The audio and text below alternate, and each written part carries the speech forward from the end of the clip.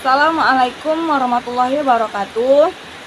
Saya Laila Maharani Nasution dari PGMI 3 semester 7. Di sini saya ingin menjelaskan kembali tentang makalah kelompok 2 yang berjudul ragam karya jurnalistik.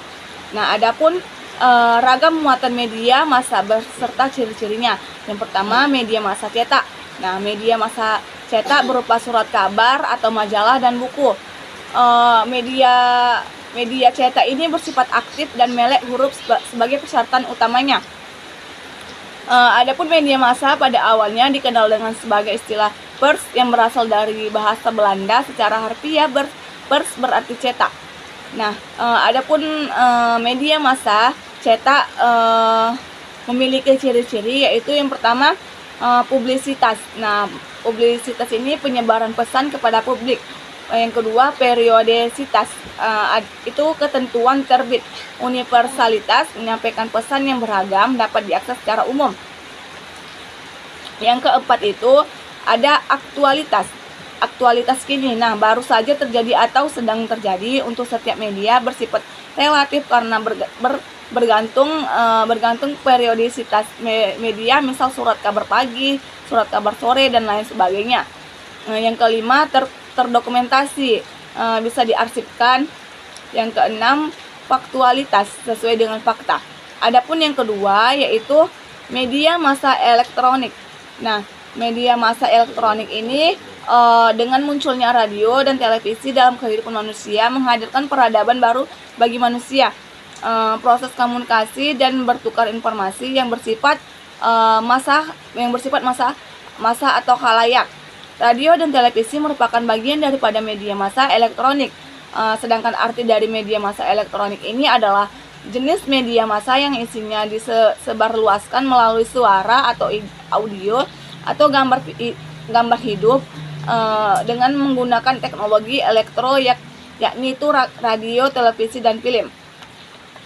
Adapun media massa ini memiliki ciri-ciri, yaitu informasi dari lingkungan diseleksi, diterjemahkan, dan didistribusikan. Yang kedua, media massa menjadi perantara dan mengirim informasi melalui saluran tertentu. Yang ketiga, penerima pesan tidak pasif dan merupakan bagian dari masyarakat dan menyeleksi informasi yang mereka terima. Adapun media massa online. Nah, media massa online ini keunggulannya itu yang pertama, tidak saja pada aspek kecepatan informasinya, tetapi juga pada sifat interaktif dan multimedianya. Pengguna internet dapat terlayani kebutuhannya dalam bentuk apa saja. Nah,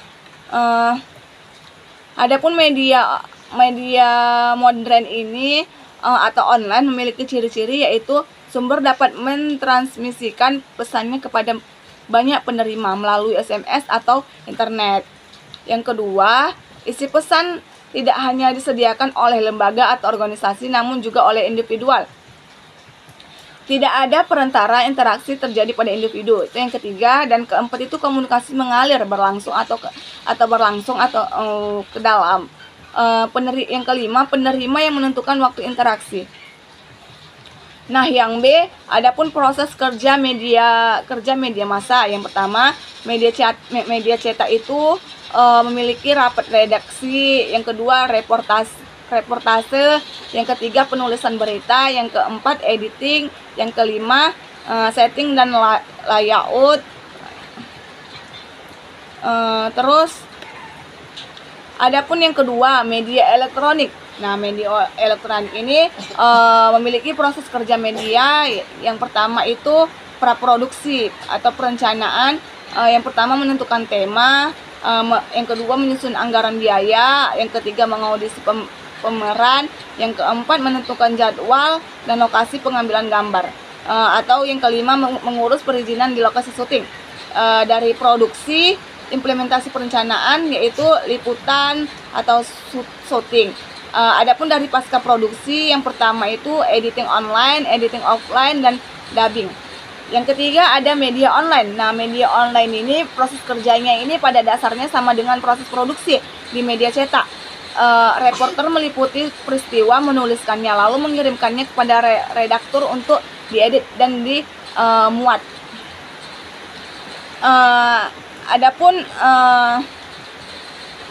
Namun ada juga media online yang memberikan wewenang khusus kepada reporter tertentu yang telah dipercaya. Si reporter ini bisa mengupload sendiri berita yang mereka tulis melalui komputer atau warnet, laptop, atau media-media lainnya yang memungkinkan. Nah, ada yang C garis besar manajemen penerbit pers atau penyiaran. Yang pertama ada manajemen penerbitnya.